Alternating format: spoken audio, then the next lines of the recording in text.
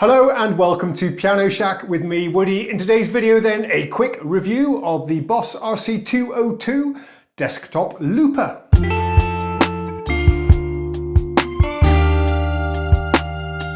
So most looper pedals are designed for guitarists, I think it's safe to say, and most of them are metal boxes that you put on the floor and stomp on with your feet to start and stop the loops. This one, a little bit different. It's a desktop unit and it's made with plastic. It feels just a little bit creaky. It does have a metal base. It's not too bad, but it would have been nice to see the same metal quality construction as you get on the floor pedals. These big buttons do feel really nice and are easy to hit in the heat of the moment during a performance. This one does not run on batteries, so you'll need to use the included power supply.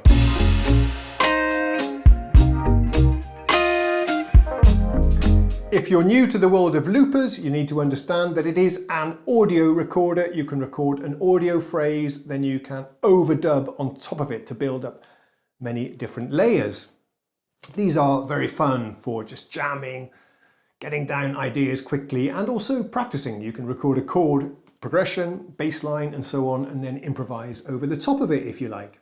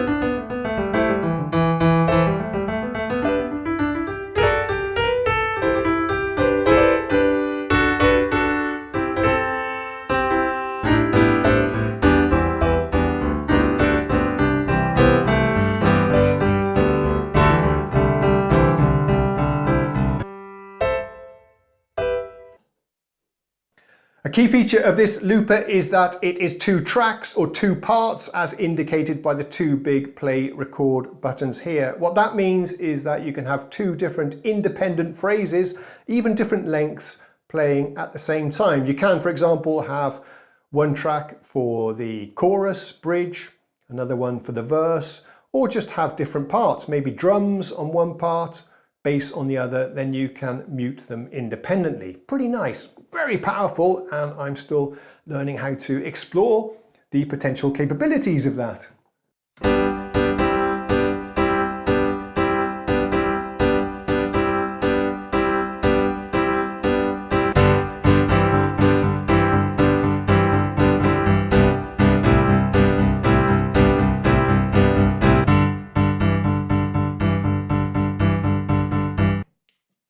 The way this works then, by default, you press the record button, off it goes, and then when you've finished recording your loop, you press it again and it goes into playback mode. You can see the LEDs indicating where we are in the loop. Press it again and we go into an instant overdub to record another part over the top.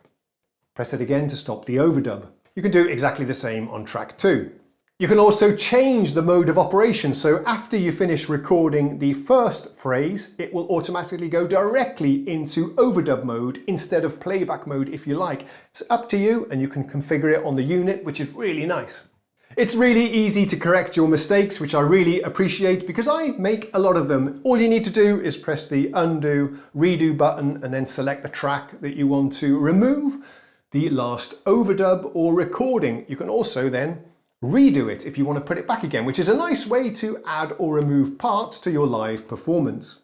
We have a small LED display that's mainly used for selecting patches and a little bit of menu diving as well if you want to configure the unit or set effects and so on.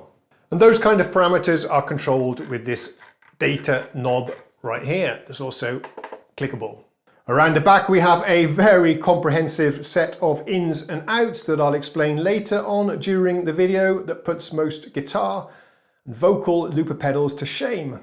We have up to 4 different insert effects that you can apply at the same time to the input signal before recording the phrase. That's really powerful, and there are dozens of effects to choose from. You configure that in the menus. So for each overdub, you could have, in theory, a different set of effects. This, I think, is something perhaps more useful for vocalists and guitarists because my synths and keyboards typically have all the effects that I want already.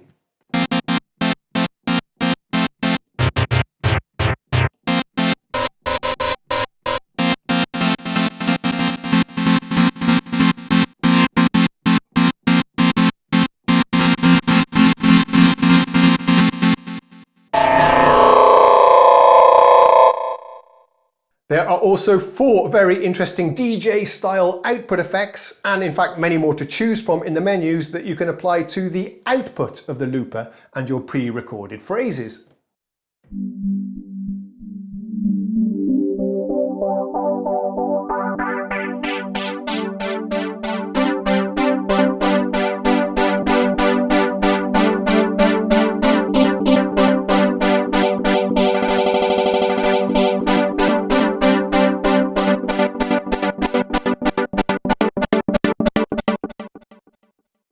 We have a selection of pretty cheesy drum patterns.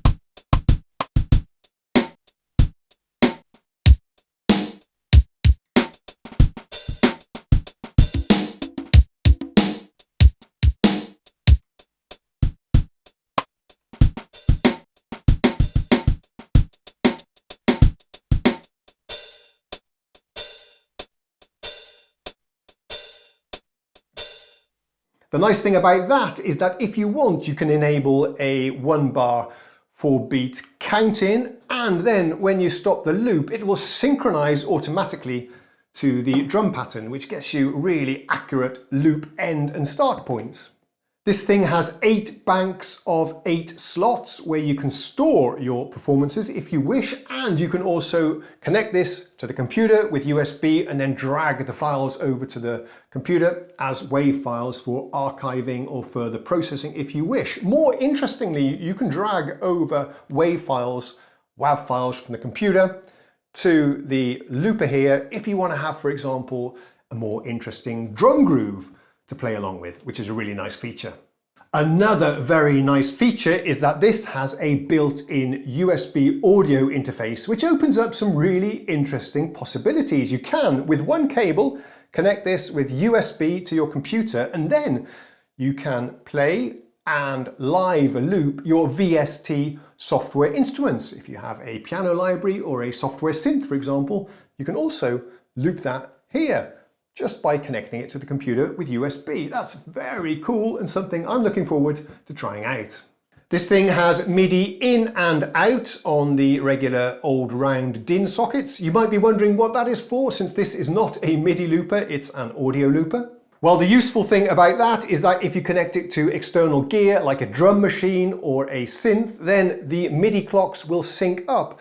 And say you have a drum pattern or an arpeggiator playing on the synth, it will be in perfect synchronization with the 202 here, and the loop start and end points will be perfectly in time, which I think will come in really useful for guys sequencing their high-tech synths, drum machines, modulars, and so on.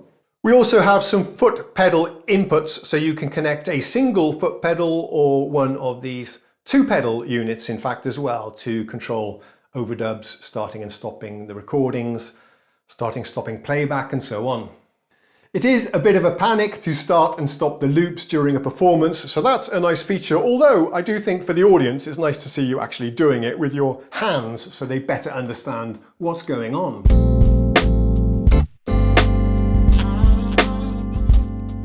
Pros and cons then. Well, the features of this are fantastic. It's got everything that I could ever want. 2 tracks is more than enough. There's the RC-202 if you need more, but for me this is the perfect compromise between cost, size, number of tracks. In fact, in my use cases, 1 track would have been sufficient.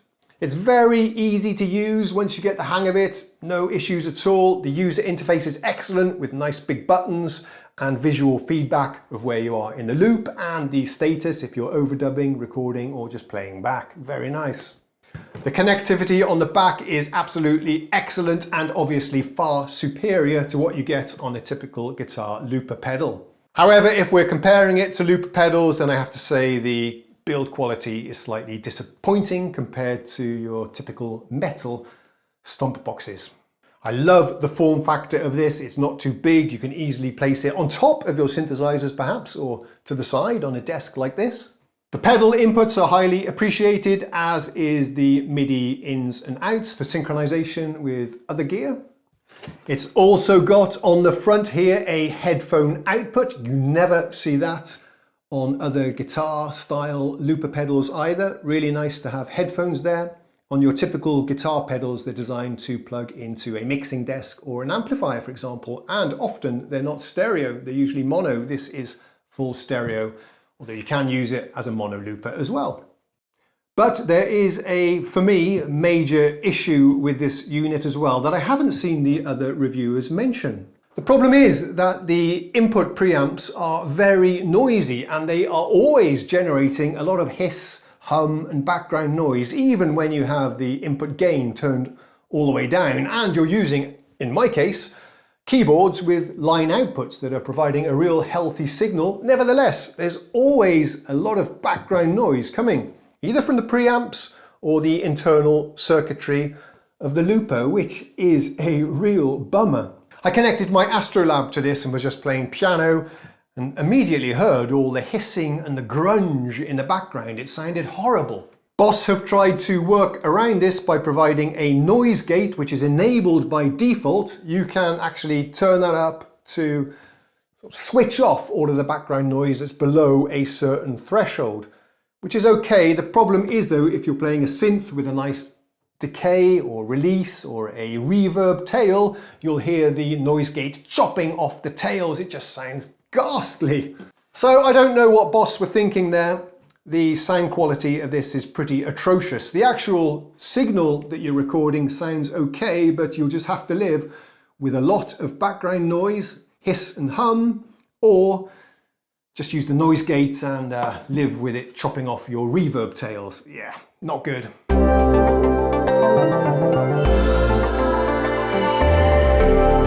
I think this is a fantastically fun, convenient and useful device, both for jamming, creating your own performances, or just having something to play along with. You can record other instrument parts of the band and then jam along over the top of them. Really good fun and a very useful practice tool. It's so good, and I like the form factor so much. It's something I'd permanently like to have connected to my rig, connected to the outputs of the keyboard, so that any time, if inspiration strikes, I can record what I'm doing and then play over the top of it. However, the problem is all that noise. It just makes my keyboards sound pretty rough, and I don't want to have this permanently connected to the outputs of my keyboards, unfortunately.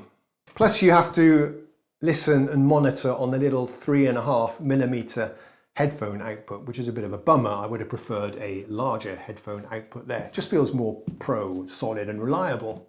So I'm pretty picky about the sound quality of my synths, and there's no way I'm going to have this hooked up all the time to the output and just be introducing digital noise and hiss and hum to my lovely sounding synths. So that's a bit of a no-go. So I guess this is something that I'll just hook up from time to time whenever I need to do a demonstration. I think it'll be a fun device to make demonstrating synths like this one a lot more fun and interesting for you, because I can create some pretty interesting compositions with lots of different layers and sounds going on at the same time. For that, this is pretty good. If you have a punchy synthesizer sound, you're not really going to hear all that noise, but I do hear it a lot when I'm playing piano through the looper.